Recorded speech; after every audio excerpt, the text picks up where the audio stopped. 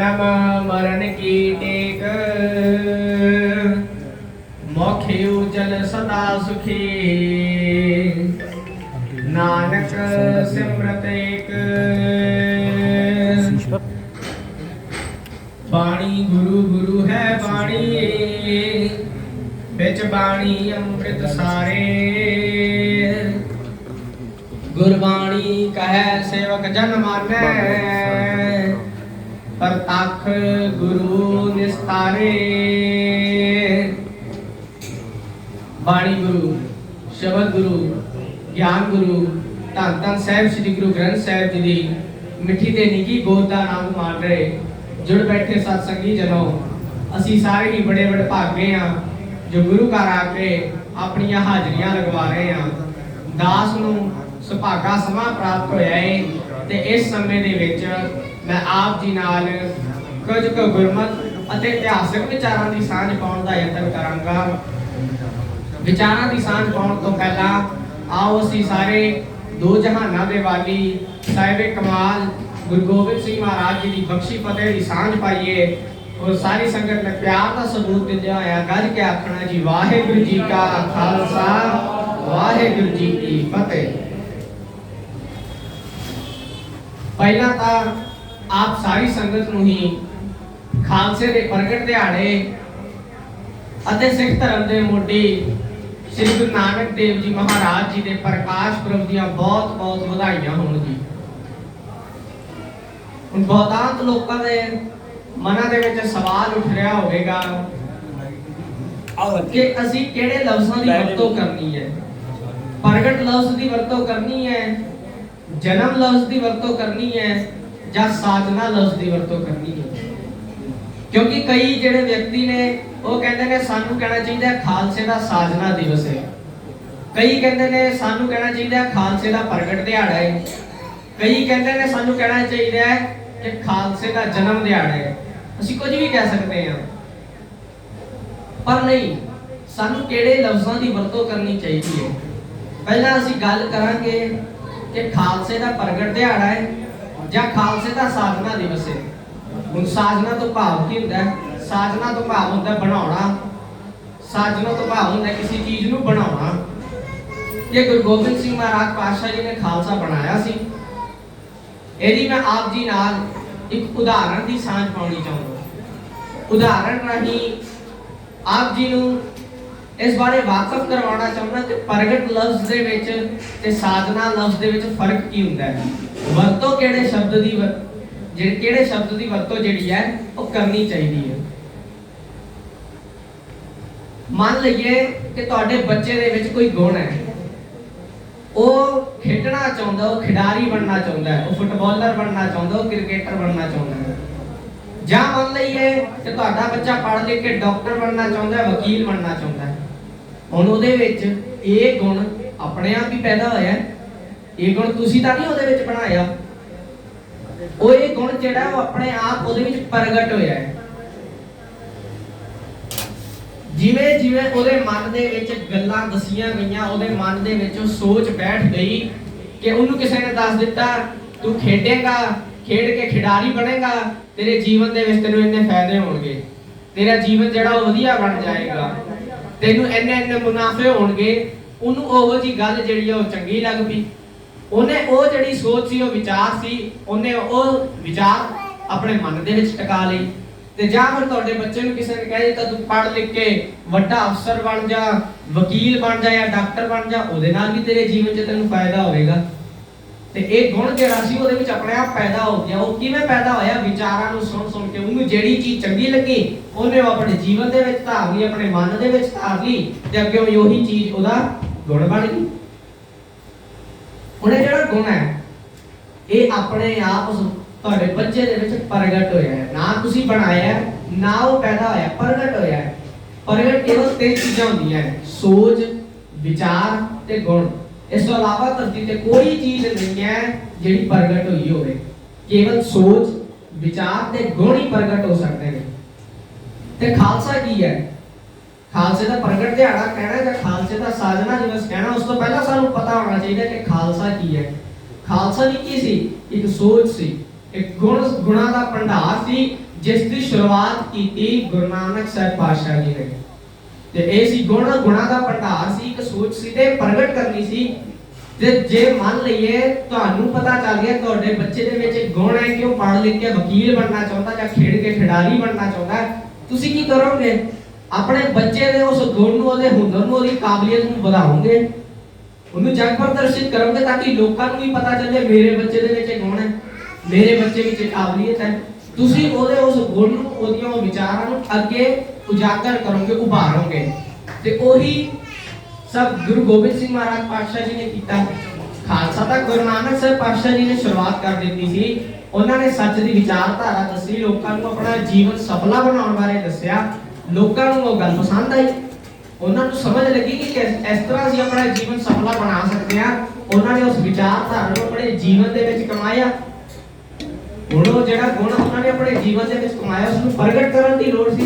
ਇਸ ਲਈ ਗੁਰੂ ਗੋਬਿੰਦ ਸਿੰਘ ਮਹਾਰਾਜ ਪਾਤਸ਼ਾਹ ਜੀ ਨੇ ਖਾਲਸੇ ਦਾ ਪ੍ਰਗਟ ਦਿਹਾੜਾ ਚੁਣਿਆ। ਖਾਲਸਾ ਜਿਹੜਾ ਉਹ ਪ੍ਰਗਟ ਕੀਤਾ ਹੈ, ਬਣਾਇਆ ਨਹੀਂ ਹੈ, ਨਾ ਪੈਦਾ ਹੋਇਆ, ਨਾ ਇਸ ਦਾ ਜਨਮ ਹੋਇਆ, ਇਹ ਪ੍ਰਗਟ ਕੀਤਾ ਗਿਆ ਹੈ। ਇਸ ਲਈ ਸਾਨੂੰ ਖਾਲਸੇ ਦਾ ਪ੍ਰਗਟ ਦਿਹਾੜਾ ਕਹਿਣਾ ਚਾਹੀਦਾ ਹੈ, ਨਾ ਕਿ ਖਾਲਸੇ ਦਾ ਸਾਧਨਾ ਦਿਵਸ ਤੇ ਨਾ ਹੀ ਖਾਲਸੇ ਦਾ ਜਨਮ ਦਿਹਾੜਾ। ਕੀ ਕਹਿਣਾ ਜੀ ਅਸੀਂ ਖਾਲਸੇ ਦਾ ਪ੍ਰਗਟ ਦਿਹਾੜਾ। ਹੁਣ ਇਸ ਤਰ੍ਹਾਂ ਅਸੀਂ ਪੰਕਤੀਆਂ ਦਾ ਜਾਪ ਕਰਦੇ ਆ, ਜਿਵੇਂ ਖਾਲਸਾ ਅਕਾਲ ਪੁਰਖ ਕੀ ਫੌਜ, ਪ੍ਰਗਟਿਓ ਖਾਲਸਾ ਪਰਮਾਤਮ ਕੀ ਮੌਜ। ਇੱਥੇ ਵੀ ਖਾਲਸੇ ਦੇ ਲਈ ਪ੍ਰਗਟ ਲਫ਼ਜ਼ ਦੀ ਵਰਤੋਂ ਕੀਤੀ ਗਈ ਹੈ। ਪ੍ਰਗਟਿਓ ਖਾਲਸਾ, ਕਿ ਖਾਲਸਾ ਜਿਹੜਾ ਉਹ ਪ੍ਰਗਟ ਹੋਇਆ।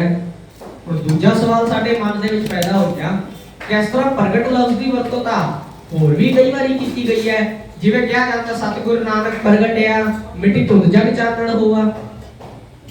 ਹੁਣ ਕਿ ਇੱਥੇ ਜਿਹੜਾ ਪ੍ਰਗਟ ਲਫ਼ਜ਼ ਹੈ ਉਹ ਗੁਰੂ ਨਾਨਕ ਸਾਹਿਬ ਪਾਤਸ਼ਾਹ ਜੀ ਦੇ ਜਨਮ ਤੋਂ ਰਿਲੇਟਡ ਕਿਹਾ ਗਿਆ ਨਹੀਂ। ਇੱਥੇ ਵੀ ਜਿਹੜਾ ਪ੍ਰਗਟ ਲਫ਼ਜ਼ ਹੈ ਉਹ ਗੁਣ ਨੂੰ ਲੈ ਕੇ ਕਿਹਾ ਗਿਆ। ਪ੍ਰਗਟ ਲਫ਼ਜ਼ ਦੀ ਵਰਤੋਂ ਕੇਵਲ ਤਿੰਨ ਚੀਜ਼ਾਂ ਲਈ ਹੀ ਕੀਤੀ ਜਾ ਸਕਦੀ ਹੈ। ਆਪ ਜੀ ਨਾਲ ਸਾਂਝ ਪਾਈ ਹੈ, ਉਹ ਹੈ ਗੁਣ ਜਾਂ ਵਿਚਾਰ ਤੇ ਜਾਂ ਸੋਚ। ਇਹ ਤਿੰਨ ਚੀਜ਼ਾਂ ਸਿਰਫ ਪ੍ਰਗਟ ਹੋ ਸਕਦੀਆਂ। ਤੇ ਹੁਣ ਇੱਥੇ ਪ੍ਰਗਟ ਲਫ਼ਜ਼ ਦੀ ਵਰਤੋਂ ਕੀ ਗੁਰੂ ਨਾਨਕ ਸਾਹਿਬ ਪਾਤਸ਼ਾਹ ਜੀ ਦੇ ਜਨਮ ਤੋਂ ਰਿਲੇਟਡ ਕੀਤੀ ਗਈ ਹੈ ਜਾਂ ਉਹਨਾਂ ਦੇ ਗੁਣ ਤੋਂ ਮੁਤਾਬਕ ਕੀਤੀ ਗਈ ਹੈ। ਅਸੀਂ ਇਹਨਾਂ ਪੰਕਤੀਆਂ ਦੇ ਭਾਵ ਅਰਥ ਕਰੀਏ ਤਾਂ ਸਾਨੂੰ ਸਮਝ ਪੈ ਜਾਵੇਗੀ। ਸਤਿਗੁਰੂ ਨਾਨਕ ਪ੍ਰਗਟਿਆ, ਪਹਿਲਾਂ ਦੱਸਿਆ ਗਿਆ ਕਿ ਜਿਹੜਾ ਗੁਣ ਪ੍ਰਗਟ ਕਿਹਦੇ ਵਿੱਚ ਹੋਇਆ, ਉਹ ਹੋਇਆ ਗੁਰੂ ਨਾਨਕ ਸਾਹਿਬ ਮਹਾਰਾਜ ਦੇ ਵਿੱਚ। ਸਤਿਗੁਰੂ ਨਾਨਕ ਪ੍ਰਗਟਿਆ, ਗੁਰੂ ਨਾਨਕ ਸਾਹਿਬ ਮਹਾਰਾਜ ਜੀ ਦੇ ਵਿੱਚ ਗੁਣ ਪ੍ਰਗਟ ਹੋਇਆ। ਕਿਹੜਾ ਗੁਣ ਹੋਇਆ ਪ੍ਰਗਟ? ਕਿਹੜਾ ਗੁਣ ਹੋਇਆ? ਮਿੱਟੀ ਧੁੰਦ ਜਗ ਚਾਨਣ ਹੋਆ।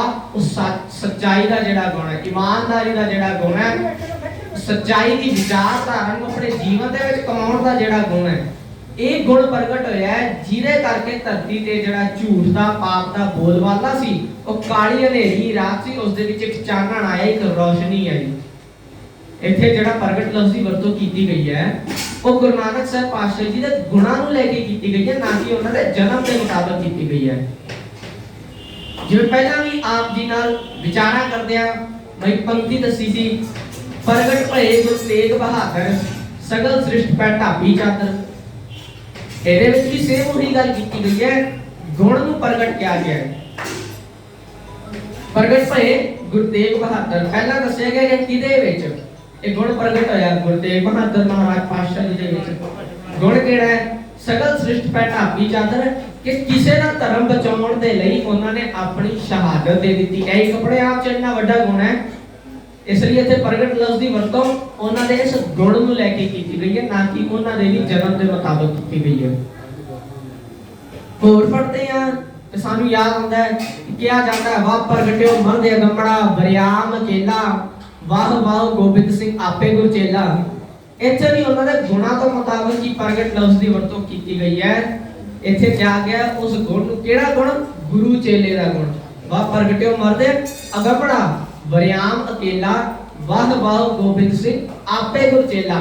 ਪਹਿਲਾਂ ਗੱਲ ਹਮੇਸ਼ਾ ਕੀਤੀ ਗਈ ਹੈ ਕਿ ਉਹ ਗੁਣ ਪ੍ਰਗਟ ਕਿਹਦੇ ਵਿੱਚ ਹੋਇਆ ਹੈ, ਤੇ ਬਾਅਦ ਵਿੱਚ ਦੱਸਿਆ ਗਿਆ ਕਿ ਗੁਣ ਕਿਹੜਾ ਪ੍ਰਗਟ ਹੋਇਆ ਹੈ, ਉਹ ਹੈ ਗੁਰੂ ਚੇਲੇ ਵਾਲਾ ਗੁਣ।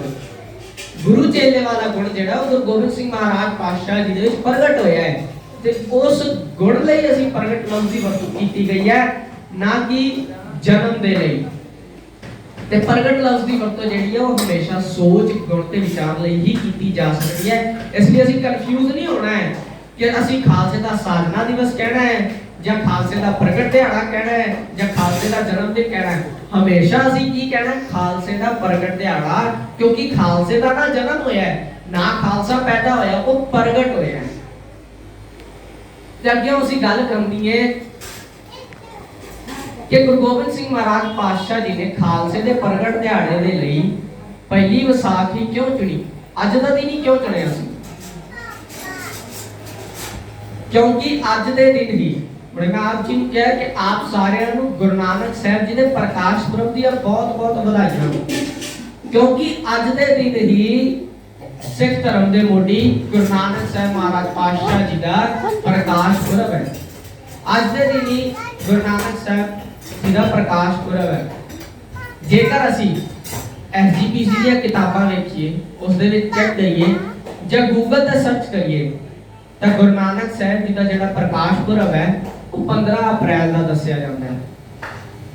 ਪਰ ਸਾਡੇ ਮਨਾਂ ਦੇ ਵਿੱਚ ਇੱਕ ਸਵਾਲ ਪੈਦਾ ਹੋਵੇ ਕਿ ਅਸੀਂ ਖਾਲਸੇ ਦਾ ਪ੍ਰਗਟ ਦਿਹਾੜਾ ਮਨਾਉਂਦੇ ਆ, ਉਹ ਮਨਾਉਂਦੇ ਅਸੀਂ ਦੇਸੀ ਮਹੀਨਿਆਂ ਦੇ ਮੁਤਾਬਕ ਪਹਿਲੀ ਵਿਸਾਖ ਨੂੰ, ਪਰ ਜਦੋਂ ਗੁਰੂ ਨਾਨਕ ਸਾਹਿਬ ਮਹਾਰਾਜ ਪਾਤਸ਼ਾਹ ਜੀ ਦੇ ਪ੍ਰਕਾਸ਼ ਪੁਰਬ ਦੀ ਗੱਲ ਆਉਂਦੀ ਹੈ ਫਿਰ ਅਸੀਂ ਅੰਗਰੇਜ਼ੀ ਮਹੀਨਿਆਂ ਦੇ ਮੁਤਾਬਕ 15 ਅਪ੍ਰੈਲ ਵੇਖਦੇ ਆ, ਪਰ ਮਨਾਉਂਦੇ ਫਿਰ ਵੀ ਅਸੀਂ ਕੱਤਕ ਦੀ ਪੂਰਨਮਾਸ਼ੀ ਨੂੰ ਆ।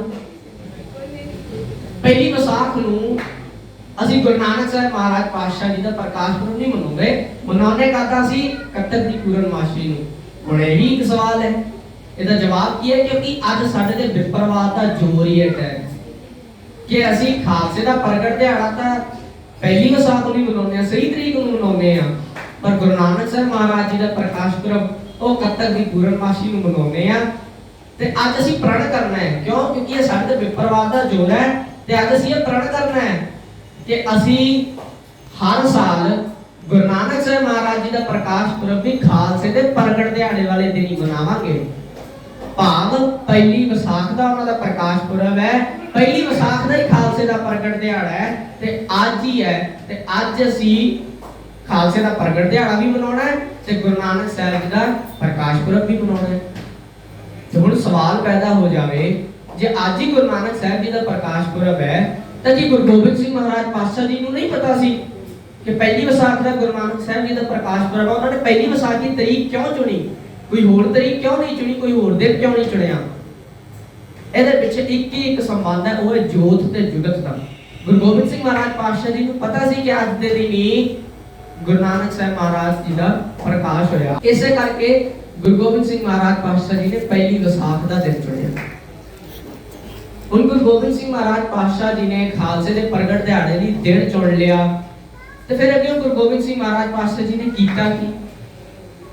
ਸਾਨੂੰ ਪਤਾ ਹੈ ਇਤਿਹਾਸ ਦੇ ਮੁਤਾਬਕ ਉਹਨਾਂ ਨੇ 5 ਸਿਰਾਂ ਦੀ ਮੰਗ ਕੀਤੀ ਸੀ। ਹੁਣ ਜਿਹੜੀ 5 ਸਿਰਾਂ ਦੇ ਮੰਗ ਦੀ ਗੱਲ ਸੀ, ਇਸ ਬਾਰੇ ਵੀ ਸਾਨੂੰ ਜੋਤ ਨੇ ਪਹਿਲੇ ਹੀ ਦੱਸ ਦਿੱਤਾ ਸੀ। ਉਹ ਕਿਵੇਂ? ਕਿਉਂਕਿ ਗੁਰੂ ਨਾਨਕ ਸਾਹਿਬ ਮਹਾਰਾਜ ਪਾਤਸ਼ਾਹ ਜੀ ਨੇ ਕਿਹਾ ਸੀ, ਜੋ ਤੋਂ ਪ੍ਰੇਮ ਖਿਲਣ ਕਾ ਚਾਓ ਸਿਰ ਧਰ ਤਲੀ ਗਲੀ ਮੇਰੀ ਆਓ। ਸ਼ੀਸ਼ ਮੰਗਣ ਦੀ ਗੱਲ ਜਿਹੜੀ ਸੀ, 5 ਸਿਰਾਂ ਦੀ ਜਿਹੜੀ ਮੰਗ ਸੀ, ਉਸ ਬਾਰੇ ਵੀ ਸਾਨੂੰ ਜੋਤ ਨੇ, ਨਿਰੰਕਾਰ ਦੀ ਜੋਤ ਨੇ, ਭਾਵ ਗੁਰੂ ਨਾਨਕ ਸਾਹਿਬ ਪਾਤਸ਼ਾਹ ਜੀ ਨੇ ਸਾਨੂੰ ਪਹਿਲੇ ਹੀ ਦੱਸ ਦਿੱਤਾ ਸੀ। ਤੇ ਜੁਗਤ ਸੀ, ਖਾਲਸਾ ਕਿਸੇ ਦੀ ਇੱਕ ਜੁਗਤ ਸੀ, ਜੋਤ ਨੇ ਉਸ ਬਾਰੇ ਸਾਨੂੰ ਪਹਿਲੇ ਹੀ ਜਾਣੂ ਕਰਵਾ ਦਿੱਤਾ ਸੀ। ਹੁਣ ਗੁਰੂ ਗੋਬਿੰਦ ਸਿੰਘ ਮਹਾਰਾਜ ਪਾਤਸ਼ਾਹ ਜੀ ਨੇ 5 ਪਿਆਰੇ ਚੁਣੇ। ਉਹਨਾਂ 5 ਪਿਆਰਿਆਂ ਦਾ ਜਿਹੜਾ ਵਰਤਾਰਾ ਸੀ ਉਹ ਵੀ ਇੱਕ ਜੁਗਤ ਸੀ, ਕਿਉਂਕਿ ਖਾਲਸਾ ਜਿਹੜਾ ਸੀ ਉਹ ਇੱਕ ਜੁਗਤ ਸੀ। ਤੇ ਉਹਨਾਂ ਬਾਰੇ ਵੀ ਸਾਨੂੰ ਗੁਰੂ ਨਾਨਕ ਸਾਹਿਬ ਮਹਾਰਾਜ ਪਾਤਸ਼ਾਹ ਜੀ ਨੇ ਪਹਿਲਾਂ ਹੀ ਦੱਸ ਦਿੱਤਾ ਸੀ 5 ਪਿਆਰਿਆਂ ਦੇ ਵਰਤਾਰੇ ਬਾਰੇ। ਹੁਣ ਉਹ ਕਿਵੇਂ? ਗੁਰੂ ਨਾਨਕ ਸਾਹਿਬ ਮਹਾਰਾਜ ਪਾਤਸ਼ਾਹ ਜੀ ਨੇ ਕਿਹਾ ਸੀ, ਧੌਲ ਧਰਮ ਦਇਆ ਕਾ ਪੂਤ। ਇਹਦੇ ਵਿੱਚ ਧਰਮ ਦੀ ਗੱਲ ਵੀ ਆ ਗਈ, ਦਇਆ ਦੀ ਗੱਲ ਵੀ ਆ ਗਈ। ਗੁਰੂ ਨਾਨਕ ਸਾਹਿਬ ਮਹਾਰਾਜ ਪਾਤਸ਼ਾਹ ਜੀ ਨੇ ਕਿਹਾ ਸੀ, ਜੇ ਜੀਵੈ ਪਤ ਲੱਥੀ ਜਾਏ ਸਭ ਹਰਾਮ ਜੇਤਾ ਕਿਛ ਖਾਏ। ਇੱਥੇ ਹਿੰਮਤ ਦੀ ਗੱਲ ਵੀ ਕਰ ਦਿੱਤੀ। ਗੁਰੂ ਨਾਨਕ ਸਾਹਿਬ ਮਹਾਰਾਜ ਪਾਤਸ਼ਾਹ ਜੀ ਨੇ ਕਿਹਾ ਸੀ, ਜੇ ਸਕਤਾ ਸਕਤੇ ਕੋ ਮਾਰੇ ਤਾਂ ਮਨ ਰੋਸ ਨਾ ਹੋਈ। ਇੱਥੇ ਮੌਕਮ ਦੀ ਗੱਲ ਵੀ ਆ ਗਈ। ਗੁਰੂ ਨਾਨਕ ਸਾਹਿਬ ਮਹਾਰਾਜ ਪਾਤਸ਼ਾਹ ਜੀ ਨੇ ਕਿਹਾ ਸੀ, ਜਿੰਨੀ ਨਾਮ ਧਿਆਇਆ ਗਏ ਮਸਕਤ ਘਾਲ ਨਾਨਕ ਦੇਵ ਖਿਉਜਲੇ ਕੀਤੀ ਛੁੱਟੀ ਨਾਲ। ਇੱਥੇ ਉਹ ਸਾਹਿਬ ਦੀ ਗੱਲ ਵੀ ਆ ਗਈ ਕਿ ਭਾਵ ਉਹ 5 ਪਿਆਰਿਆਂ ਦਾ ਜਿਹੜਾ ਵਰਤਾਰਾ ਸੀ, ਉਹਨਾਂ ਦਾ ਜਿਹੜਾ ਸੰਕਲਪ ਸੀ, ਉਹ ਜਿਹੜੀ ਜੁਗਤ ਸੀ, ਉਹ ਸਾਰੇ ਬਾਰੇ ਹੀ ਸਾਨੂੰ ਨਿਰੰਕਾਰ ਦੀ ਜੋਤ ਨੇ, ਗੁਰੂ ਨਾਨਕ ਸਾਹਿਬ ਮਹਾਰਾਜ ਪਾਤਸ਼ਾਹ ਜੀ ਨੇ सानू पहले ही दस दिता सी, सानू उस बारे पहले ही जाणू करवा दिता सी। हुण जोत ने सानू सब कुछ पहले ही दस दिता। जुगत दा वरतना जरूरी सी, क्यों? क्योंकि जिहड़ी जोत है उन्हें जुगत दे विचों विचरना सी, इसलिए जुगत दा होना जरूरी सी। खालसे दा प्रगट दिहाड़ा जिहड़ा है वो मनाउणा जरूरी सी। गुरु गोबिंद सिंह महाराज पातशाह जी नूं जिहड़ा खालसा वो प्रगट करना जरूरी सी, क्यों? क्योंकि जोत ने उस जुगत दे विचों विचरना सी। हुण गुरु गोबिंद सिंह महाराज पातशाह जी ने पंज सीस दी मांग कीती, पंज प्यारे चुने गए, फिर अगे उन्हां नूं खंडे बाटे दी पौहड़ दित्ती, अमृत छका दिता। ते जदों गुरु गोबिंद सिंह महाराज पातशाह जी ने पंजां प्यारियां नूं अमृत छका दिता, खंडे बाटे दी पौहड़ दे दित्ती, फिर गुरु गोबिंद सिंह महाराज पातशाह जी ने आप पंजां प्यारियां नूं कहा कि हुण तुसीं मैनूं भी खंडे बाटे दी पौहड़ दे दिओ, मैनूं भी अमृत छका दिओ। तां उस वेले पंजां प्यारियां ने गुरु गोबिंद सिंह महाराज पातशाह जी ने एक सवाल कीता। वो सवाल की कीता? पंजां प्यारियां ने कहा कि असीं अमृत दी दात प्राप्त करन दे लई अपना एक एक सिर दिता है, ते तुसीं सानूं की देओगे? असीं तां खंडे बाटे दी पौहड़ प्राप्त करन दे लई तुहानूं अपना सिर अर्पण कर दिता है, ते तुसीं सानूं की देओगे? ते उस वेले जिहड़ा गुरु गोबिंद सिंह महाराज पातशाह जी ने जवाब दिता, उन्हें कवि अपनी लेख दे विच इस तरह बयान करदा है, कहदा कलगीधर ने उत्तर दिता, मैं भी कर्ज उतार देंगा, तुसी तां एक एक सिर दिता, मैं सारा सरवंशी वार देंगा। पहली बार अजीत देंगा, दूजी बार जुझार देंगा, पिता तां पहला दे चुका हां, माता तक भी वार देंगा। गुरु नानक दे चरणां दी सौ पंथ दा कर्ज उतार देंगा, लाड़ लड़ा के दो लाला नूं नीहां विच चिणवा देंगा, लाड़ लड़ा के दो लाला नूं नीहां विच चिणवा देंगा। हुण पंजां प्यारियां ने भी मांग कीती सी, तो गुरु गोबिंद सिंह महाराज पातशाह जी ने कहा मैं अपना सारा सरवंश ही वार देंगा। फिर हुण गुरु गोबिंद सिंह महाराज पातशाह जी ने खालसे दे विच गुण भी भरने सी। खालसे दा प्रगट दिहाड़ा चुनिया गया, पंज प्यारे चुने गए, उन्हां नूं अमृत दी दात बख्शी, ते हुण ओहदे विच गुण भी तां भरने सी। ते गुण किहड़े भरे? एक बहुत ही जरूरी गुण, बहुत ही अहम गुण सी, जो कि गुरु गोबिंद सिंह महाराज पातशाह जी ने खालसे दे विच बख्शिया, जिस करके ही हले आप जी नाल पहले ही सांझ पाई गई है, वाह प्रगटियो मर्द अगमड़ा वरियाम अकेला, वाह वाह गोबिंद सिंह आपे गुरु चेला, कि उन्होंने केड़ा गुण भरिया? वो सी गुरु चेले दा गुण। जिवें इतिहास के मुताबिक कहा जाता है कि जदों गुरु नानक साहब पातशाह जी ने भाई लैणा जी नूं गुरगद्दी बख्शी, ते भाई लैणा जी तो बन गए गुरु अंगद देव जी। तो गुरु नानक साहब पातशाह जी ने गुरु अंगद देव जी नूं जदों गुरगद्दी बख्शी, तां उन्हां दे सामने मत्था टेकिया। हुण मत्था गुरु नानक साहब पातशाह जी ने गुरु अंगद साहब पातशाह जी ने अगे टेकिया, ते गुरु चेले दा जिहड़ा गुण सी वो गुरु गोबिंद सिंह महाराज पातशाह जी ने भी खालसे दे विच बख्शिया। खालसे दे विच भी वो गुरु चेले दा गुण भरिया। वो किवें? कि कई विद्वान कहते हैं कि गुरु गोबिंद सिंह महाराज पातशाह जी ने पंजां प्यारियां नूं कहा सी, मोहे बेनती पांचने आगे हम सेवक तुम सतगुर लागे, कि मैं तुहाडा सेवक हां ते तुसी जिहड़े हो तुसी मेरे गुरु हो। ते ये जिहड़ा गुरु चेले दा गुण है बहुत जरूरी गुण सी, बहुत अहम गुण सी।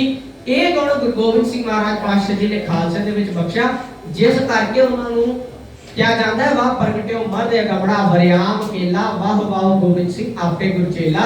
एक गुण ਲਈ प्रगट लफ्ज़ ਦੀ ਵਰਤੋਂ ਕੀਤੀ ਗਈ ਸੀ, ਤੇ ਇਸੇ ਗੁਣ ਕਰਕੇ ਉਹਨਾਂ ਨੂੰ ਮਰਦ ਅਗਮੜਾ ਕਿਹਾ ਜਾਂਦਾ ਹੈ। ਹੁਣ ਕਿਉਂ ਅਸੀਂ ਗੱਲ ਕਰਾਂਗੇ ਕਿ ਗੁਰੂ ਗੋਬਿੰਦ ਸਿੰਘ ਮਹਾਰਾਜ ਪਾਤਸ਼ਾਹ ਜੀ ਨੇ ਜਦੋਂ ਪੰਜਾਂ ਪਿਆਰਿਆਂ ਨੂੰ ਅੰਮ੍ਰਿਤ ਛਕਾਇਆ, ਤੇ ਫਿਰ ਹੁਣ ਮੈਂ ਆਪ ਜੀ ਨਾਲ ਸਾਂਝ ਪਾਵਾਂਗਾ ਕਿ ਅੰਮ੍ਰਿਤ ਕੀ ਹੈ, ਖੰਡੇ ਬਾਟੇ ਦੀ ਪੌਹੜ ਕੀ ਹੈ। हले तक तो मैं आप जी नाल सांझ पाई सी कि जोत ते जुगत दा संबंध की है, कि जोत गुरु नानक साहब पातशाह जी ने सानू पहले ही सारे चीज तो वाकफ करवा दिता, जानू करवा दिता, ते जुगत दा वरतना जरूरी सी।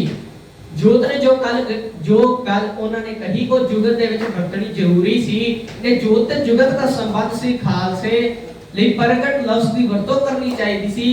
जेड़ा खालसे दा दिहाड़ा चुनिया गया, पहली विसाख इसलिए चुनिया गया क्योंकि इहदे विच भी जोत ते जुगत दा संबंध सी। हुण असीं अगे गल करांगे कि अमृत की है। सांझ पावांगा मैं आप जी नाल कि खट्टे बाटे दी पौड़ का जिहड़ा अमृत है वो की है ते उसकी जरूरत की है, उसकी जरूरत की है, उसकी जरूरत क्यों है। पहला सवाल जिहड़ा अज बहुतांश लोकां दे मनां दे विच पैदा हुंदा है कि अमृत कितने प्रकार दा हुंदा। हुण इह सवाल पैदा क्यों हुंदा साडे मन दे विच, क्योंकि अज दे साडे हालात ही ऐसे ने। कोई कहता है मैं बाबा जी तो अमृत छकिया है, कोई कहता मैं डेरे तो अमृत छकिया है, कोई कहता मैं उच्चा अमृत छकिया, कोई कहता मैं कित्थों अमृत छकिया है। अज साडे हालात ही इस तरह बन गए ने कि सानू ये नहीं पता कि अमृत हुंदा कितने प्रकार दा है। अमृत की कई प्रकार दा है नहीं। गुरु साहब ने तो खालसे दे प्रगट दिहाड़े वाले दिन इक्को ही प्रकार दा अमृत छकाया सी, पर अज इन्नियां प्रकार किवें बन गईयां। हुण जेकर असीं गुरबाणी दे विच देखण दी कोशिश करिए, गुरबाणी तो समझण दी कोशिश करिए, तां गुरबाणी दे विच भी अमृत दी 3-4 किस्मां बारे दस्सिया गया है। गुरबाणी दे विच पहला तां बाणी नूं ही अमृत किया गया है। गुरबाणी फरमाउंदी है अमृत बाणी हर हर तेरी सुन सुन होवे परमगत मेरी। हुण गुरबाणी दे विच तां बाणी भी पहला अमृत किया गया है। दूजा अमृत किया गया है जी नाम नूं। नाम केड़ा? वो परमात्मा दे नाम नूं अमृत किया गया है। अमृत नाम निधान है मिल पीवो भाई। फिर तीजी गल कीती गई है जी दृष्ट दी, और परमात्मा दी नजर दी, उन्हों भी अमृत किया गया है। अमृत दृष्ट निमक प्रभ जीवा सरब रंग रस माणा। ते चौथी गल कीती गई है जी वेले दी। वेले नूं भी अमृत किया गया है। अमृत वेला सी कहते हैं जी, गुरबाणी फरमाउंदी है अमृत वेला सच नाओ वडियाई विचार। और इत्थे 4 किस्मां साडे सामने आईयां। इस तरह होर भी बहुत किस्मां ने, पर 4 किस्मां जिहड़ियां साडे सामने आईयां कि बाणी नूं भी अमृत किया गया है, परमात्मा दे नाम नूं भी अमृत किया गया है, वेले नूं भी अमृत किया गया है, परमात्मा दी नजर नूं, उन्हां दी दृष्टि नूं भी अमृत किया गया है। ते जे अमृत दी इन्नियां किस्मां ने, अमृत इन्ने प्रकार दा हुंदा है, ते फिर खट्टे बाटे दे पौड़ दी, खट्टे बाटे दी पौड़ की है, खट्टे बाटे दा अमृत की है, ओदी जरूरत क्यों है? जे यही सब अमृत है फिर खट्टे बाटे दी पौड़ की है? ऐ भी साडे मन दे विच एक सवाल पैदा हुंदा है। पर जेकर असीं इन्हां पंक्तियां दे भाव अर्थ करिए तां सानू पता चल जाए कि असल दे विच अमृत की है, अमृत तो भाव की है। अमृत बाणी हर हर तेरी सुन सुन होवे परमगत मेरी। पहला अमृत किनू किया गया जी? बाणी नूं। हुण बाणी दे विच सारी गल कादे बारे कीती गई है? अपने जीवन नूं सफला बनाउण दे लई। अच्छा, ते जीवन सफला किवें बनेगा? गुण धारण करके, सच्चाई दा गुण अपने जीवन दे विच धारण करन लई सानू गुरु नानक साहिब पातशाह जी ने किया है। गुरु ग्रंथ साहिब महाराज पातशाह जी ने सानू ईमानदारी दा गुण अपने जीवन दे विच धारण करन लई किया है। होर भी बथेरे गुण साडे जीवन नूं सफला बनाउण दे लई जिन्हां दी गल कीती गई है, सानू अपने जीवन दे विच कमाउण वास्ते कहे गए ने। भाव की है कि गुरबाणी दे विच सारी गल ही गुणां दी कीती गई है कि किहड़े गुण असीं अपने जीवन दे विच धारने ने, किहड़ियां विचारां असीं अपने जीवन दे विच धारनियां ने, जिहदे नाल साडा जीवन जिहड़ा वो सफला बन जावे। पहली गल किहदे विच कीती गई है जी? बाणी दी गल कीती गई है, ते बाणी दे विच गुणां दी गल कीती गई है। डायरेक्टली वेखिए तां पंक्ति दे विच बाणी नूं अमृत किया गया है, पर इनडायरेक्टली वेखिए तां फिर गुणां नूं ही अमृत किया गया, क्योंकि बाणी दे विच तां गुणां दी गल कीती है। ते गुण ही जिहड़े गुण ने उन्हां नूं ही अमृत किया गया है।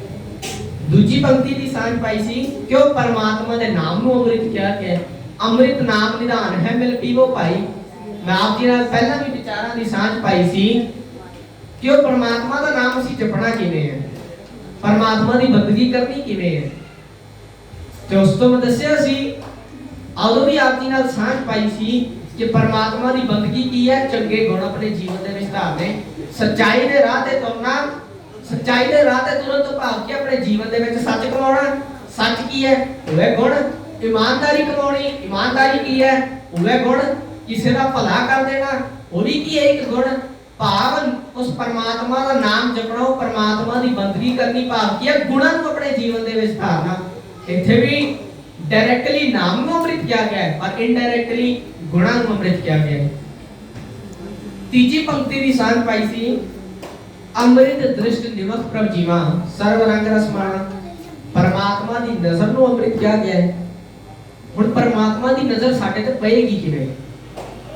इस पंक्ति का भाव अर्थ है कि एक बारी जेकर परमात्मा की नजर परमात्मा की दृष्टि साडे ते पै जावे तो साडा जीवन सफला बन जाएगा। पर परमात्मा की दृष्टि साडे ते पवेगी कद? हुण ऊपर जो दो पंक्तियां की आप दी नाल सांझ पाई है उन्हां दा भाव अर्थ इस पंक्ति दे विच क्या है कि परमात्मा की जिस दृष्टि असीं पाना चाहुंदे आ, जेकर असीं परमात्मा नूं पाना चाहुंदे आ तां पहली गल सानू गुरु जी ने दसे हुए राह ते परमात्मा ने दसे राह ते तुरना पड़ेगा, गुरबाणी के मुताबिक तुरना पड़ेगा। ते दूजी गल वो परमात्मा का नाम जपना पड़ेगा, ताकि सानू परमात्मा की दृष्टि प्राप्त होगी, ताकि सानू परमात्मा प्राप्त होगा। ते गुरबाणी दे विच कादी गल कीती गई है? पहली पंक्ति दे विच सांझ पाई कि गुरबाणी दे विच गुणां दी गल कीती है। परमात्मा का नाम जपना पड़ेगा तां सानू दृष्टि प्राप्त होगी। तो परमात्मा का नाम किवें जपना है? गुणा चंगे गुणों को अपने जीवन दे विच धारण करना है, तो परमात्मा की दृष्टि साडे ते अपने आप पै जाएगी। इस पंक्ति दे विच भी गुणां दी की गल कीती गई है कि जिन्ने चंगे गुण असीं अपने जीवन दे विच धारांगे, जिन्नियां चंगियां विचारां असीं अपने जीवन दे विच धारांगे, उन्नी छेती असीं रब नूं प्राप्त कर लवांगे, उन्नी छेती परमात्मा की दृष्टि जिहड़ी ओ साडे ते पै जाएगी। असीं तिन्नां पंक्तियां दी सांझ पाई। पहला क्या कि असीं बाणी नूं अमृत किया गया सी, ते सानू पता चल गया बाणी दे विच गुणां दी गल कीती है। दूजी गल कीती नाम दी, परमात्मा दी बंदगी करना, भाव गुणां नूं धारण करना, ਉਹਦੇ ਵਿੱਚ ਵੀ ਗੁਣ ਦੀ ਗੱਲ ਕੀਤੀ ਹੈ। ਤੀਜਾ ਕਿਹਾ ਗਿਆ ਸੀਗਾ ਜੀ ਦ੍ਰਿਸ਼ਟ ਨੂੰ, ਤੇ ਪਰਮਾਤਮਾ ਦੀ ਨਜ਼ਰ ਸਾਡੇ ਤੇ ਤਾਂ ਪੈ ਸਕਦੀ ਹੈ ਜੇਕਰ ਅਸੀਂ ਪਰਮਾਤਮਾ ਦਾ ਨਾਮ ਜਪੀਏ, ਪਰਮਾਤਮਾ ਦੇ ਦੱਸੇ ਰਾਹ ਤੇ ਤੁਰੀਏ, ਤਾਂ ਹੀ ਅਸੀਂ ਉਹ ਪਰਮਾਤਮਾ ਦੀ ਦ੍ਰਿਸ਼ਟ ਦੇ ਵਿੱਚ ਆਵਾਂਗੇ। ਤੇ ਤੀਜੀ ਗੱਲ ਦੇ ਵਿੱਚ ਵੀ ਗੁਣਾਂ ਦੀ ਗੱਲ ਕੀਤੀ ਗਈ। ਪਰ ਅਖੀਰ ਜਿਹੜੀ ਚੌਥੀ ਪੰਕਤੀ ਸੀ ਉਹਦੇ ਵਿੱਚ ਗੁਣ ਦੀ ਤਾਂ ਕੋਈ ਗੱਲ ਹੀ ਨਹੀਂ ਹੋਈ, ਉਹਦੀ ਤਾਂ ਵੇਲੇ ਦੀ ਗੱਲ ਹੋਈ ਹੈ। ਅੰਮ੍ਰਿਤ ਵੇਲਾ ਸੱਚ ਨਾਓ ਵਡਿਆਈ ਵਿਚਾਰ। ਹੁਣ ਵੇਲੇ ਵਿੱਚ ਕਿਹੜਾ ਗੁਣ ਹੋ ਸਕਦਾ ਹੈ? ਵੇਲਾ ਤਾਂ ਜਿਵੇਂ ਦੁਪਹਿਰ, ਉਵੇਂ ਸਵੇਰ, ਉਵੇਂ ਅੰਮ੍ਰਿਤ ਵੇਲਾ ਹੁੰਦਾ ਹੈ, ਪਰ ਉਹਦੇ ਵਿੱਚ ਗੁਣਾਂ ਦੀ ਗੱਲ ਕਿੱਥੋਂ ਆ ਗਈ? ਤੇ ਜਦੋਂ ਅਸੀਂ ਪੰਕਤੀ ਦੇ ਭਾਵ ਅਰਥ ਕਰੀਏ ਤਾਂ ਸਾਡੇ ਸਾਹਮਣੇ ਸਾਨੂੰ ਸਮਝ ਆਉਂਦੀ ਹੈ ਅੰਮ੍ਰਿਤ ਵੇਲਾ ਸੱਚ ਨਾਮ। ਅੰਮ੍ਰਿਤ ਵੇਲੇ ਕੀ ਕਰਨਾ ਹੈ? ਉਹ ਸੱਚੇ ਪਰਮਾਤਮਾ ਦਾ ਨਾਮ ਜਪਣਾ ਹੈ। ਅੰਮ੍ਰਿਤ ਵੇਲਾ ਸੱਚ ਨਾਮ ਵਡਿਆਈ ਵਿਚਾਰ, ਕਿ ਉਹ ਪਰਮਾਤਮਾ ਦੀਆਂ ਜਿਹੜੀਆਂ ਦਸੀਆਂ ਵਿਚਾਰਾਂ ਨੇ ਉਹਨਾਂ ਦੇ ਵਿੱਚ ਤੂੰ ਉਹ ਵਿਚਾਰ ਕਰਨੀ ਹੈ, ਉਹਨਾਂ ਨੂੰ ਆਪਣੇ ਜੀਵਨ ਦੇ ਵਿੱਚ ਧਾਰਨ ਕਰਨ ਦੀ ਕੋਸ਼ਿਸ਼ ਕਰਨੀ ਹੈ। ਤੂੰ ਇਹ ਅੰਮ੍ਰਿਤ ਵੇਲੇ ਬੈਠ ਕੇ ਪਰਮਾਤਮਾ ਦਾ ਨਾਮ ਜਪਣਾ ਹੈ, ਇਹ ਸੋਚਣਾ ਹੈ ਕਿ ਤੂੰ ਆਪਣਾ ਜੀਵਨ ਕਿਵੇਂ ਸੁਧਾਰ ਸਕਦਾ ਹੈ, ਆਪਣਾ ਜੀਵਨ ਕਿਵੇਂ ਸਫਲਾ ਬਣਾ ਸਕਦਾ ਹੈ। ਇਹ ਜਿਹੜੀਆਂ ਗੱਲਾਂ ਨੇ ਆਪਣੇ ਆਪ ਦੇ ਵਿੱਚ ਇੱਕ ਗੁਣ ਨੇ। ਕੋਈ ਬੰਦਾ ਸੋਚੇ ਕਿ ਮੈਂ ਆਪਣਾ ਜੀਵਨ ਕਿਵੇਂ ਸੁਧਾਰ ਸਕਦਾ, ਜੇ ਉਹ ਕਹੇਗਾ ਮੈਂ ਕਿਸੇ ਦਾ ਭਲਾ ਕਰਾਂ, ਕਿਸੇ ਦਾ ਮਾੜਾ ਨਾ ਕਰਾਂ, ਕਿਸੇ ਬਾਰੇ ਮਾੜਾ ਨਾ ਸੋਚਾਂ, ਇਹ ਕੀ ਨੇ? ਇਹ ਸਭ ਗੁਣ ਹੀ ਨੇ। ਜਦੋਂ ਅਸੀਂ ਗੁਣ ਧਾਰਾਂਗੇ ਤਾਂ ਹੀ ਸਾਡਾ ਜੀਵਨ ਸਫਲਾ ਬਣੇਗਾ। ਇਸ ਲਈ ਵੇਲੇ ਨੂੰ ਅੰਮ੍ਰਿਤ ਕਿਹਾ ਗਿਆ ਹੈ। ਫਿਰ ਸਾਡੇ ਮਨਾਂ ਦੇ ਵਿੱਚ ਇੱਕ ਸਵਾਲ ਪੈਦਾ ਹੋ ਗਿਆ, ਉਹ ਕੀ ਕਿ ਜੇ ਦ੍ਰਿਸ਼ਟ ਅੰਮ੍ਰਿਤ ਹੈ, ਨਾਮ ਅੰਮ੍ਰਿਤ ਹੈ, ਬਾਣੀ ਅੰਮ੍ਰਿਤ ਹੈ, ਵੇਲਾ ਅੰਮ੍ਰਿਤ ਹੈ, ਪਰ ਖੰਡੇ ਬਾਟੇ ਦੀ ਪੌੜ ਕੀ ਹੈ? ਉਹਦੀ ਜ਼ਰੂਰਤ ਕਿਉਂ ਹੈ? ਅੰਮ੍ਰਿਤ ਤੋਂ ਭਾਵ ਕੀ ਹੈ? ਗੁਣ। ਅੰਮ੍ਰਿਤ ਤੋਂ ਭਾਵ ਕੀ ਹੈ? ਗੁਣ। ਗੁਰਬਾਣੀ ਫਰਮਾਉਂਦੀ ਹੈ ਅੰਮ੍ਰਿਤ ਗੁਣੀ ਸੰਤ ਬੋਲਤੇ, ਕਿ ਅੰਮ੍ਰਿਤ ਜਿਹੜਾ ਹੈ ਉਹ ਗੁਣਾਂ ਦਾ ਭੰਡਾਰ ਹੈ, ਉਹ ਗੁਣਾਂ ਦਾ ਸਾਗਰ ਹੈ। ਅੰਮ੍ਰਿਤ ਗੁਣੀ ਸੰਤ ਬੋਲਤੇ, ਤੇ ਜੇ ਅੰਮ੍ਰਿਤ ਗੁਣਾਂ ਦਾ ਭੰਡਾਰ ਹੈ ਤੇ ਗੁਣ ਤਾਂ ਸਾਡੇ ਅੰਦਰ ਵੀ ਨੇ। ਅਸੀਂ ਕਿਸੇ ਦਾ ਭਲਾ ਕਰਦੇ ਹਾਂ, ਅਸੀਂ ਝੂਠ ਨਹੀਂ ਬੋਲਦੇ, ਅਸੀਂ ਦਾਨ ਪੁੰਨ ਕਰਦੇ ਹਾਂ, ਗੁਣ ਹੀ ਨੇ, ਇਹ ਗੁਣ ਤਾਂ ਸਾਡੇ ਵਿੱਚ ਵੀ ਨੇ। ਫਿਰ ਸਾਨੂੰ ਅੰਮ੍ਰਿਤ ਛਕਣ ਦੀ ਲੋੜ ਕੀ ਹੈ? ਜੇ ਇਹ ਅੰਮ੍ਰਿਤ ਹੈ, ਗੁਣਾਂ ਦਾ ਭੰਡਾਰ ਨੂੰ ਅੰਮ੍ਰਿਤ ਕਿਹਾ ਜਾਂਦਾ ਹੈ, ਗੁਣ ਤਾਂ ਸਾਡੇ ਵਿੱਚ ਵੀ ਕਈ ਨੇ, ਹਰੇਕ ਵਿਅਕਤੀ ਦੇ ਵਿੱਚ ਕੋਈ ਨਾ ਕੋਈ ਗੁਣ ਹੁੰਦਾ ਹੈ, ਤੇ ਫਿਰ ਅੰਮ੍ਰਿਤ ਛਕਣ ਦੀ ਲੋੜ ਕੀ ਹੈ? ਖੰਡੇ ਬਾਟੇ ਦੀ ਪੌੜ ਕੀ ਹੈ? ਇਹ ਵੀ ਸਵਾਲ ਬਹੁਤਾਂਤ ਲੋਕਾਂ ਦੇ ਮਨ ਦੇ ਵਿੱਚ ਪੈਦਾ ਹੋ ਗਿਆ ਹੋਵੇਗਾ। ਤੇ ਖੰਡੇ ਬਾਟੇ ਦੀ ਪੌੜ ਰਾਹੀਂ ਵੀ ਸਾਨੂੰ ਗੁਰੂ ਗੋਬਿੰਦ ਸਿੰਘ ਮਹਾਰਾਜ ਪਾਤਸ਼ਾਹ ਜੀ ਨੇ ਗੁਣ ਹੀ ਬਖਸ਼ੇ ਨੇ। ਉਹ ਕਿਵੇਂ? ਗੁਰੂ ਗੋਬਿੰਦ ਸਿੰਘ ਮਹਾਰਾਜ ਪਾਤਸ਼ਾਹ ਜੀ ਨੇ ਖੰਡੇ ਬਾਟੇ ਦੀ ਪੌੜ ਰਾਹੀਂ ਸਾਨੂੰ ਆਪਣੇ ਜੀਵਨ ਦੇ ਵਿੱਚ ਚੰਗੇ ਗੁਣ ਵਸਾਉਣ ਦੀ ਸਿੱਖਿਆ ਦਿੱਤੀ ਹੈ, ਚੰਗੇ ਗੁਣ ਬਖਸ਼ੇ ਨੇ। ਉਹ ਕਿਵੇਂ? ਖੰਡੇ ਬਾਟੇ ਦੀ ਪੌੜ ਤਿਆਰ ਕਰਨ ਲਈ ਜਿਹੜੇ ਵਸਤੂਆਂ ਦੀ ਜ਼ਰੂਰਤ ਹੁੰਦੀ ਹੈ, ਪਹਿਲਾ ਕੀ ਹੈ ਜੀ? ਪਾਣੀ। ਔਰ ਪਾਣੀ ਤਾਂ ਅਸੀਂ ਰੋਜ਼ ਪੀਂਦੇ ਹਾਂ, ਉਹਦੇ ਨਾਲ ਤਾਂ ਅਸੀਂ ਬਥੇਰੇ ਕੰਮ ਕਰਦੇ ਹਾਂ, ਪਰ ਉਹ ਪਾਣੀ ਅੰਮ੍ਰਿਤ ਨਹੀਂ ਬਣ ਜਾਂਦਾ। ਫਿਰ ਗੁਰੂ ਗੋਬਿੰਦ ਸਿੰਘ ਮਹਾਰਾਜ ਪਾਤਸ਼ਾਹ ਜੀ ਨੇ ਪਾਣੀ ਨੂੰ ਅੰਮ੍ਰਿਤ ਕਿਵੇਂ ਬਣਾ ਦਿੱਤਾ? ਕਿਉਂਕਿ ਅਸੀਂ ਪਾਣੀ ਨੂੰ ਪਾਣੀ ਸਮਝ ਕੇ ਪੀਂਦੇ ਹਾਂ, ਪਰ ਗੁਰੂ ਗੋਬਿੰਦ ਸਿੰਘ ਮਹਾਰਾਜ ਪਾਤਸ਼ਾਹ ਜੀ ਨੇ ਪਾਣੀ ਨੂੰ ਪਾਣੀ ਸਮਝ ਕੇ ਨਹੀਂ ਵਰਤਿਆ, ਉਸਨੇ ਗੁਣ ਨੂੰ ਇਕੱਠਾ ਕੀਤਾ ਹੈ। ਪਾਣੀ ਦਾ ਗੁਣ ਕਿਹੜਾ ਹੁੰਦਾ ਹੈ? ਗੁਰਬਾਣੀ ਫਰਮਾਉਂਦੀ ਹੈ ਧਰਤੀ ਪੈਰਾਂ ਹੇਠ ਹੈ, ਧਰਤੀ ਹੇਠ ਬਸੰਤਾ ਪਾਣੀ, पानी चले निवान नूं। पानी का गुण किहड़ा हुंदा है जी कि वो हमेशा नीवे पासे चलदा है। तो पानी चले निवान नूं दे विच गुण किहड़ा निर्मलता दा, ओहदी गुण किहड़ा शुद्धता दा, शीतलता दा जिहड़ा गुण है, ਇਹ ਗੁਣ ਸਾਨੂੰ ਗੁਰੂ ਗੋਬਿੰਦ ਸਿੰਘ ਮਹਾਰਾਜ ਪਾਤਸ਼ਾਹ ਜੀ ਨੇ ਆਪਣੇ ਜੀਵਨ ਦੇ ਵਿੱਚ ਕਮਾਉਣ ਲਈ ਬਖਸ਼ੇ, ਕਮਾਉਣ ਲਈ ਕਿਹਾ ਗਿਆ। ਇਹਨਾਂ ਗੁਣਾਂ ਨੂੰ ਆਪਣੇ ਜੀਵਨ ਦੇ ਵਿੱਚ ਧਾਰਨ ਦੇ ਲਈ ਕਿਹਾ ਗਿਆ। ਪਾਣੀ ਤਾਂ ਅਸੀਂ ਆਮ ਵਰਤਦੇ ਆ, ਪਰ ਉਹ ਪਾਣੀ ਅੰਮ੍ਰਿਤ ਦੀ ਬਣ ਜਾਂਦਾ। ਕਿਉਂ? ਕਿਉਂਕਿ ਅਸੀਂ ਪਾਣੀ ਦੇ ਗੁਣਾਂ ਵੱਲ ਕਦੇ ਸਾਡਾ ਧਿਆਨ ਹੀ ਨਹੀਂ ਗਿਆ। ਪਰ ਗੁਰੂ ਗੋਬਿੰਦ ਸਿੰਘ ਮਹਾਰਾਜ ਪਾਤਸ਼ਾਹ ਜੀ ਨੇ ਸਾਨੂੰ ਖੰਡੇ ਬਾਟੇ ਦੀ ਪਹੁਲ ਰਾਹੀਂ ਪਾਣੀ ਦੇ ਗੁਣਾਂ ਨੂੰ ਆਪਣੇ ਜੀਵਨ ਦੇ ਵਿੱਚ ਧਾਰਨ ਦੀ ਗੱਲ ਕਹੀ ਹੈ। ਇਸ ਕਰਕੇ ਉਹ ਪਾਣੀ ਜਿਹੜਾ ਅੰਮ੍ਰਿਤ ਬਣ ਜਾਂਦਾ ਹੈ। फिर दूजी वस्तु की केड़ी जरूरत होती है? ਉਹ ਹੁੰਦਾ ਹੈ ਜੀ ਪਤਾਸੇ। ਹੁਣ ਆਪ ਸਾਰਿਆਂ ਦੇ ਮਨ ਦੇ ਵਿੱਚ ਆ ਗਿਆ ਹੋਵੇਗਾ ਕਿ ਪਤਾਸੇ ਦਾ ਗੁਣ ਕਿਹੜਾ ਹੁੰਦਾ ਹੈ? ਉਹ ਹੁੰਦਾ ਹੈ ਮਿਠਾਸ। ਪਰ ਨਹੀਂ, ਇੱਕ ਪਤਾਸੇ ਦਾ ਇੱਕ ਹੋਰ ਗੁਣ ਵੀ ਹੁੰਦਾ ਹੈ, ਉਹ ਹੁੰਦਾ ਆਪਣਾ ਆਪਾ ਖਤਮ ਕਰ ਦੇਣਾ। ਉਹ ਕਿਵੇਂ? ਕਿ ਜਦੋਂ ਪਤਾਸਿਆਂ ਨੂੰ ਪਾਣੀ ਦੇ ਵਿੱਚ ਘੋਲਿਆ ਜਾਂਦਾ ਹੈ, ਕੁਝ ਸਮੇਂ ਬਾਅਦ ਜਿਹੜੇ ਪਤਾਸੇ ਨੇ ਉਹ ਖਤਮ ਹੋ ਜਾਂਦੇ ਨੇ, ਪਰ ਪਾਣੀ ਦੇ ਵਿੱਚ ਕੀ ਛੱਡ ਜਾਂਦੇ ਨੇ? ਪਾਣੀ ਦੇ ਵਿੱਚ ਆਪਣੀ ਮਿਠਾਸ ਛੱਡ ਜਾਂਦੇ ਨੇ। ਤੇ ਇਹ ਹੁਣ ਜਿਹੜਾ ਗੁਣ ਹੈ, ਇਹਦੇ ਤੋਂ ਸਾਨੂੰ ਗੁਰੂ ਪਾਤਸ਼ਾਹ ਨੇ ਕੀ ਬਖਸ਼ਿਆ ਹੈ? ਇਹਦੇ ਤੋਂ ਸਾਨੂੰ ਕੀ ਉਪਦੇਸ਼ ਦਿੱਤਾ ਹੈ? ਗੁਰੂ ਪਾਤਸ਼ਾਹ ਕਹਿੰਦੇ ਨੇ ਕਿ ਜਿਵੇਂ ਉਹ ਪਤਾਸੇ ਆਪਣਾ ਆਪਾ ਖਤਮ ਕਰ ਦਿੰਦੇ ਨੇ, ਪਰ ਆਪਣੀ ਮਿਠਾਸ ਜਿਹੜੀ ਹੈ ਉਹ ਪਾਣੀ ਦੇ ਵਿੱਚ ਛੱਡ ਜਾਂਦੇ ਨੇ, ਇਸ ਤਰ੍ਹਾਂ ਤੂੰ ਵੀ ਇੱਕ ਤਾਂ ਇੱਕ ਦਿਨ ਖਤਮ ਹੋ ਜਾਣਾ ਹੈ। ਸਾਡੀ ਬਹੁਤ ਤਾਕਤ ਹੈ, ਅਸੀਂ ਵੀ ਇੱਕ ਨਾ ਇੱਕ ਦਿਨ ਖਤਮ ਹੋ ਹੀ ਜਾਣਾ ਹੈ। ਪਰ ਜਿਹੜੇ ਸਾਡੇ ਚੰਗੇ ਗੁਣ ਨੇ, ਜਿਹੜੀਆਂ ਸਾਡੀਆਂ ਚੰਗੀਆਂ ਵਿਚਾਰਾਂ ਨੇ, ਉਹਨਾਂ ਨੂੰ ਅਸੀਂ ਅੱਗੇ ਵਧੀਏ, ਹੋਰਾਂ ਨਾਲ ਸ਼ੇਅਰ ਕਰੀਏ ਤੇ ਇਸ दुनिया ते अपनी मिठास बनाई, उस मिठास को फैलाइए। ये गुण जेड़ा सानू पतासियां तो बख्शिया गुरु महाराज जी ने। तीजी का दी जरूरत होती है जी, तीजा जेड़ा कि बहुत ही अहम हिस्सा हुआ बाणी। गुरबाणी पढ़ी जाती है। हुण गुरबाणी दा केड़ा गुण है? असी हुणे आप जी नाल पंक्ति दी सांझ पाई, अमृत बाणी हर हर तेरी सुन सुन होवे परमगत मेरी। क्यों? जेड़ी बाणी वो तो पहले ही अमृत है, ते इसलिए बाणी दी जरूरत है ही है। क्योंकि बाणी दे विच गुणां दी तां गल कीती गई है, सारे गुणां दी गल तां गुरबाणी विच कीती गई है, इसलिए गुरबाणी दी जरूरत जेहड़ी है वो बहुत इंपॉर्टेंट है। चौथी गल कीती गई जी बाटे दी। हुण बाटे तो असीं की गुण लेना है? बाटे तो गुण बख्शिया गहराई। बाटे दी जिन्नी वड्डी गहराई हुंदी है, वो गुण सानू गुरु महाराज जी ने बख्शिया है। वो किदां कि असीं अपनी सोच, अपना हिरदा बाटे जिड्डा वड्डा गहरा करना, वो वड्डा बनाउणा है। कि जे जाने अनजाने में साडे तो कोई गलती हो भी जाती है, कोई भुल चुक हो भी जाती है, तो असीं अपनी गलती नूं एक्सेप्ट करना, अपनी गलती नूं मनना, ना कि अहंकार दे विच रहना, अपनी आकड़ दे विच रहना। ये जेड़ा बाटे दी गहराई दा गुण है, इसको सानू गुरु महाराज पातशाह जी ने की किया है, की उपदेश दिता है कि असीं ओ बाटे दी गहराई वांगू अपनी सोच ओडी वड्डी बनाउणी है, अपना हिरदा ओडा वड्डा बनाउणा है। जाम भाषा दे विच कहिए कहंदे ना तेरा जिगरा किड्डा हैगा, जिगरा वड्डा होना चाहिए अपनी गलती मनण दे लई। उस तरह ये जेड़ा गुण है, ये सानू गुरु महाराज पातशाह जी ने बख्शिया है कि असीं अपनी सोच वड्डी करनी है, असीं चंगीਆਂ विचारां ਨੂੰ ਉਹਦੇ ਵਿੱਚ ਭਰਨਾ ਹੈ, स्टोर करके रखना है। चंगे गुण ਜਿਹੜੇ ਨੇ ਆਪਣੇ ਜੀਵਨ ਦੇ ਵਿੱਚ ਕਮਾਉਣੇ ਨੇ। ਆਪਣੀ ਗਲਤੀ ਮੰਨਣ ਦਾ ਜਿਹੜਾ ਗੁਣ ਹੈ, ਇਹ ਵੀ ਤੂੰ ਆਪਣੇ ਜੀਵਨ ਦੇ ਵਿੱਚ ਕਮਾਉਣਾ ਹੈ। ਇਹ ਬਾਟੇ ਰਾਹੀਂ ਸਾਨੂੰ ਗੁਣ ਬਖਸ਼ਿਆ। ਤੇ ਅਖੀਰ ਵਸਤੂ ਜਿਸ ਦੀ ਜ਼ਰੂਰਤ ਹੁੰਦੀ ਹੈ ਉਹ ਜੀ ਖੰਡਾ। ਤੇ ਖੰਡੇ ਤੋਂ ਗੁਣ ਕੇਵਲ ਇੱਕ ਹੀ ਬਖਸ਼ਿਆ ਹੋਇਆ, ਸ਼ਕਤੀ। ਤੇ ਜਦੋਂ ਇਹਨਾਂ ਪੰਜਾਂ ਵਸਤੂਆਂ ਦਾ ਸੁਮੇਲ ਹੋ ਜਾਂਦਾ ਹੈ, ਜਦੋਂ ਇਹਨਾਂ ਪੰਜਾਂ ਵਸਤੂਆਂ ਨੂੰ ਇਕੱਤਰਿਤ ਕਰ ਲਿਆ ਜਾਂਦਾ ਹੈ, ਤੇ ਫਿਰ ਉਹ ਬਣ ਜਾਂਦਾ ਹੈ ਅੰਮ੍ਰਿਤ।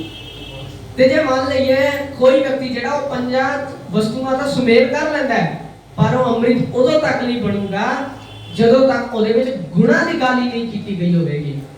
ਅੰਮ੍ਰਿਤ ਗੁਣੀ ਸੰਤ ਬੋਲਤੇ ਤਾਂ ਗੁਰੂ ਪਾਤਸ਼ਾਹ ਨੇ ਇਸੇ ਲਈ ਸਾਨੂੰ ਅੰਮ੍ਰਿਤ ਛਕਾਇਆ ਸੀ ਕਿ ਅਸੀਂ ਆਪਣੇ ਜੀਵਨ ਦੇ ਵਿੱਚ ਇਹਨਾਂ ਵਸਤੂਆਂ ਦੇ ਗੁਣ ਧਾਰਨੇ ਨੇ, ਜਿਹੜੇ ਕਿ ਬਹੁਤ ਜ਼ਰੂਰੀ ਗੁਣ ਨੇ ਸਾਡੇ ਜੀਵਨ ਦੇ ਲਈ। ਤੇ ਗੁਰੂ ਪਾਤਸ਼ਾਹ ਨੇ ਸਾਨੂੰ ਪੰਜਾਂ ਵਸਤੂਆਂ ਦੇ ਗੁਣਾਂ ਦਾ ਸੰਗ੍ਰਹਿ ਦਿੱਤਾ, ਗੁਣਾਂ ਨੂੰ ਇਕੱਤਰਿਤ ਕਰਕੇ ਦਿੱਤਾ, ਨਾ ਕਿ ਪੰਜ ਵਸਤੂਆਂ ਸਾਨੂੰ ਇਕੱਠੀਆਂ ਕਰਕੇ ਦੇ ਦਿੱਤੀਆਂ। ਕੀ ਦਿੱਤਾ? ਸਾਨੂੰ ਪੰਜਾਂ ਵਸਤੂਆਂ ਦੇ ਗੁਣਾਂ ਦਾ ਸੰਗ੍ਰਹਿ ਦਿੱਤਾ ਹੈ। ਤੇ ਜਦੋਂ ਇਹ ਪੰਜੇ ਵਸਤੂਆਂ ਦੇ ਗੁਣਾਂ ਦਾ ਜਦੋਂ ਸੰਗ੍ਰਹਿ ਹੋ ਜਾਂਦਾ ਹੈ, ਫਿਰ ਇਹ ਪੰਜੇ ਵਸਤੂਆਂ ਇਕੱਤਰਿਤ ਹੋ ਕੇ ਕੀ ਬਣ ਜਾਂਦੀਆਂ? ਅੰਮ੍ਰਿਤ ਬਣ ਜਾਂਦੀ ਹੈ। ਤੇ ਖੰਡੇ ਬਾਟੇ ਦੀ ਪੌਲ ਦੀ ਜ਼ਰੂਰਤ ਕਿਉਂ ਹੈ? ਇਹ ਸਮਝ ਲੱਗ ਗਈ, ਇਹ ਸਾਡੇ ਹੁਣੇ ਮਸਾਨ ਪਾਈ समझ लगी कि खंडे बाटे दी पौल की है, अमृत की है, पर इसकी जरूरत क्यों है? पहला समझ पाई कि अमृत की है, गुणा दा भंडार है, गुणा दा सागर है, गुण साडे अंदर ने, पर इनू बाहरों छकण दी जरूरत क्यों है?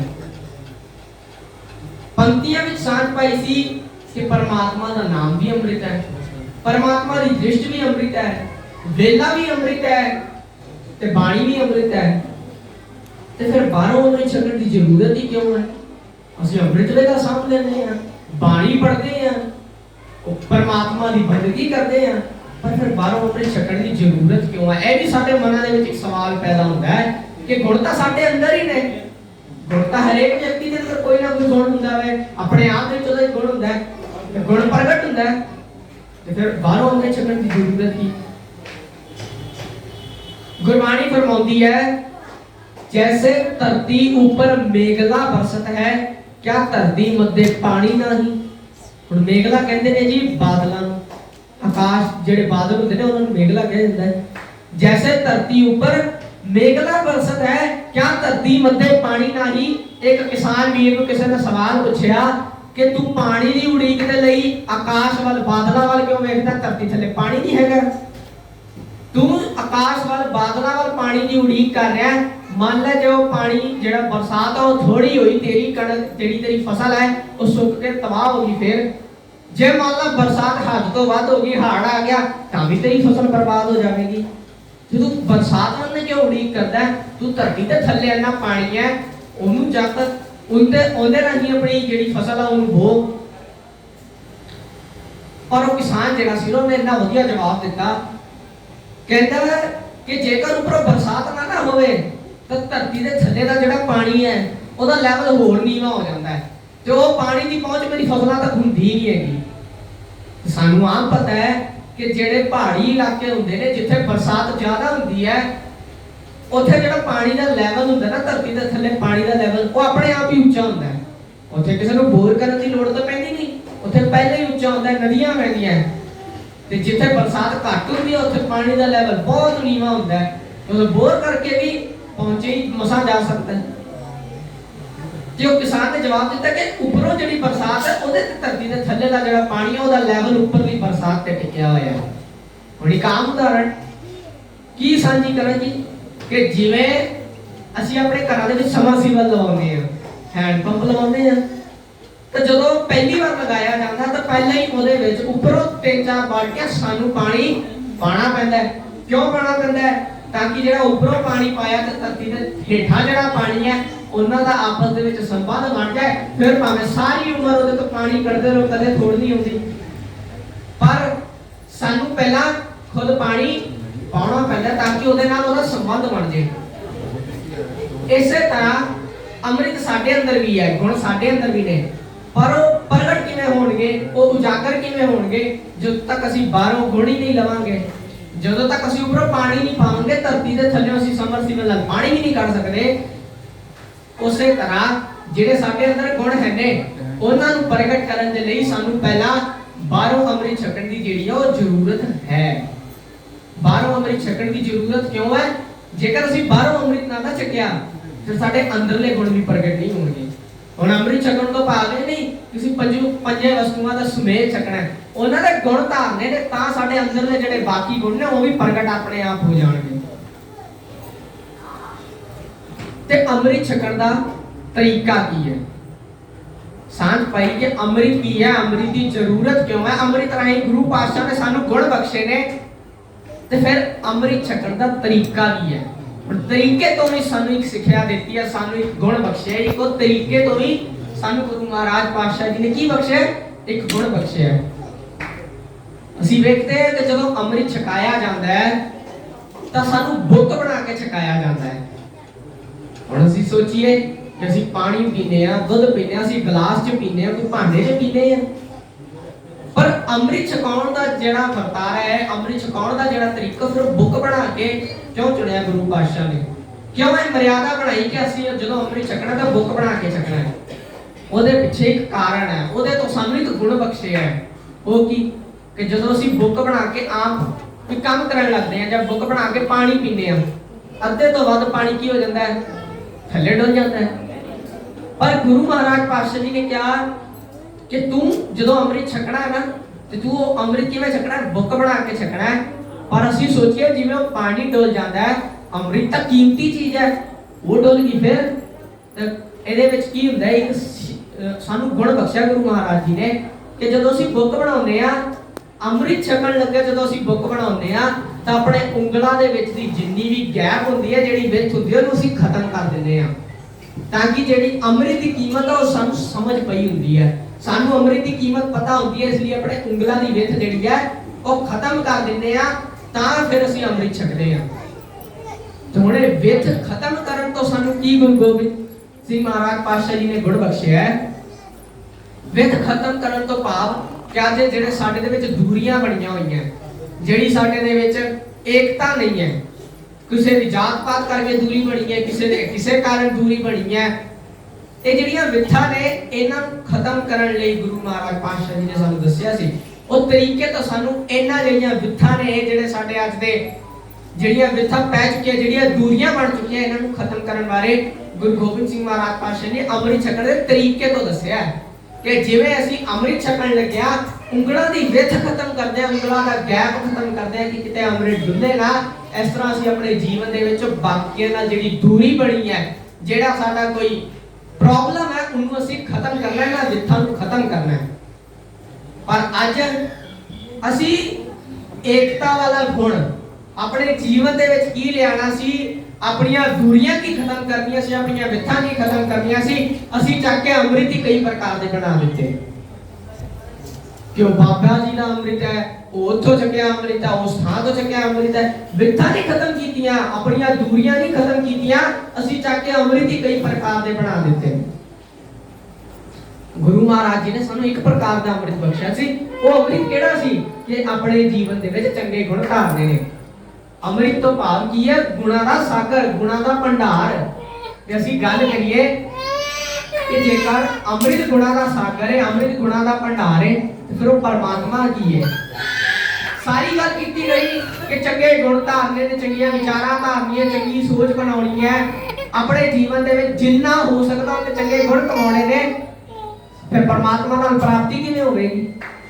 ਉਹ ਪਰਮਾਤਮਾ ਵੀ ਜਿਹੜਾ ਉਹ ਵੀ ਗੁਣਾਂ ਦਾ ਭੰਡਾਰ ਹੈ।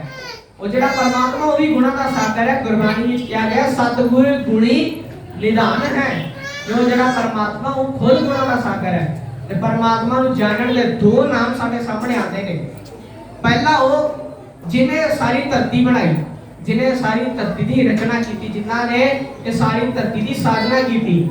ਤੇ ਦੂਜਾ ਨਾਮ ਕੀ ਹੈ? ਗੁਣਾਂ ਦਾ ਭੰਡਾਰ, ਗੁਣਾਂ ਦਾ ਸੰਗ੍ਰਹਿ, ਗੁਣਾਂ ਦਾ ਸਾਗਰ। ਉਹ ਕੀ ਹੈ? ਪਰਮਾਤਮਾ। ਤੇ ਭਾਵ ਕੀ ਨਿਕਲ ਰਿਹਾ ਹੈ? ਅੰਮ੍ਰਿਤ ਰਾਹੀਂ ਵੀ ਸਾਡੇ ਜੀਵਨ ਵਿੱਚ ਗੁਣ ਬਖਸ਼ੇ ਨੇ। ਅੰਮ੍ਰਿਤ ਛਕਣ ਦੀ ਜ਼ਰੂਰਤ ਕਿਉਂ ਹੈ? ਆਪਣੇ ਜੀਵਨ ਦੇ ਵਿੱਚ ਉਹਨਾਂ ਗੁਣਾਂ ਨੂੰ ਕਮਾਉਣਾ ਹੈ। ਤੇ ਉਹ ਗੁਣ ਜਦੋਂ ਅਸੀਂ ਕਮਾਵਾਂਗੇ, ਹੌਲੀ ਹੌਲੀ ਸਾਡਾ ਜਿਹੜਾ ਉਹ ਪਰਮਾਤਮਾ ਨਾਲ ਮਿਲਾਪ ਹੈ ਉਹ ਛੇਤੀ ਹੋ ਜਾਵੇਗਾ। ਪਰਮਾਤਮਾ ਦੀ ਪ੍ਰਾਪਤੀ ਸਾਨੂੰ ਆਪੇ ਹੋ ਜਾਵੇਗੀ ਜਦੋਂ ਅਸੀਂ ਗੁਣਾਂ ਨੂੰ ਆਪਣੇ ਜੀਵਨ ਦੇ ਵਿੱਚ ਧਾਰਾਂਗੇ। ਤਾਂ ਗੁਰੂ ਪਾਤਸ਼ਾਹ ਨੇ ਸਾਨੂੰ ਅੰਮ੍ਰਿਤ ਰਾਹੀਂ ਵੀ ਗੁਣੀ ਬਖਸ਼ੇ ਨੇ। ਪੰਜਾਂ ਵਸਤੂਆਂ ਦਾ ਸਮੇਤ ਨਹੀਂ ਬਖਸ਼ਿਆ, ਪੰਜਾਂ ਵਸਤੂਆਂ ਦੇ ਗੁਣ ਬਖਸ਼ੇ ਨੇ, ਜੋ ਗੁਣ ਆਪਣੇ ਜੀਵਨ ਦੇ ਵਿੱਚ ਧਾਰਨੇ ਨੇ। ਤੇ ਇੱਕ ਗੱਲ ਜਿਹੜੀ ਕਹਿਣ ਲੱਗਾ ਬਹੁਤ ਹੀ ਤਰਸਯੋਗ ਹੈਗੀ ਹੈ ਕਿ ਅੱਜ ਅਸੀਂ ਜ਼ੋਰ ਦਿੱਤਾ ਹੈ ਕਾਹਦੇ ਤੇ? ਅੰਮ੍ਰਿਤ ਛਕਣ ਤੇ ਛਕਾਉਣ ਤੇ। ਕਈ ਪ੍ਰਚਾਰਕ ਆਉਂਦੇ ਨੇ, ਕਈ ਰਾਗੀ ਆਉਂਦੇ ਨੇ, ਸਾਰੇ ਕਹਿੰਦੇ ਨੇ ਕਿ ਅੰਮ੍ਰਿਤ ਛਕੋ, ਗੁਰੂ ਵਾਲੇ ਬਣੋ। ਗੱਲ ਗਲਤ ਨਹੀਂ ਕਹਿੰਦੇ ਨੇ, ਗੱਲ ਕੋਈ ਗਲਤ ਨਹੀਂ ਹੈ। ਸਾਨੂੰ ਅੰਮ੍ਰਿਤ ਛਕ ਕੇ ਗੁਰੂ ਵਾਲੇ ਬਣਨਾ ਹੈ, ਪਰ ਅੰਮ੍ਰਿਤ ਛਕਣ ਤੋਂ ਪਹਿਲਾਂ ਸਾਨੂੰ ਅੰਮ੍ਰਿਤ ਦੇ ਬਾਰੇ ਵੀ ਤਾਂ ਪਤਾ ਹੋਣਾ ਚਾਹੀਦਾ ਕਿ ਅੰਮ੍ਰਿਤ ਹੁੰਦਾ ਕੀ ਹੈ। ਸਾਨੂੰ ਉਹਦੇ ਗੁਣਾਂ ਬਾਰੇ ਵੀ ਪਤਾ ਹੋਣਾ ਚਾਹੀਦਾ ਕਿ ਅੰਮ੍ਰਿਤ ਰਾਹੀਂ ਸਾਨੂੰ ਗੁਰੂ ਪਾਤਸ਼ਾਹ ਨੇ ਬਖਸ਼ਿਆ ਕੀ ਹੈ, ਇਹਦੀ ਜ਼ਰੂਰਤ ਕਿਉਂ ਹੈ। ਸਾਨੂੰ ਇਹ ਸਵਾਲ ਨਹੀਂ ਪਤਾ। ਸਾਡੇ ਤੇ ਅੱਜ ਜ਼ੋਰ ਹੈ ਅੰਮ੍ਰਿਤ ਛਕਣਾ। ਕਹਿੰਦੇ ਨਾ ਅੰਮ੍ਰਿਤ ਛਕੋ, ਗੁਰੂ ਵਾਲੇ ਬਣੋ, ਬਣਨਾ ਹੈ, ਜ਼ਰੂਰੀ ਹੈ। ਬਾਹਰੋਂ ਅੰਮ੍ਰਿਤ ਛਕਣ ਦੀ ਲੋੜ ਕਿਉਂ ਹੈ? ਜੇ ਬਾਹਰੋਂ ਅੰਮ੍ਰਿਤ ਨਹੀਂ ਛਕਾਂਗੇ, ਅੰਦਰਲੇ ਗੁਣ ਨਹੀਂ ਪ੍ਰਗਟ ਹੋਣਗੇ। ਬਾਹਰੋਂ ਵੀ ਅੰਮ੍ਰਿਤ ਛਕਣਾ ਹੈ, ਅੰਦਰਲੇ ਗੁਣ ਵੀ ਪ੍ਰਗਟ ਕਰਨੇ ਨੇ, ਪਰ ਉਸ ਤੋਂ ਪਹਿਲਾਂ ਸਾਨੂੰ ਅੰਮ੍ਰਿਤ ਦੀ ਜ਼ਰੂਰਤ ਕਿਉਂ ਹੈ?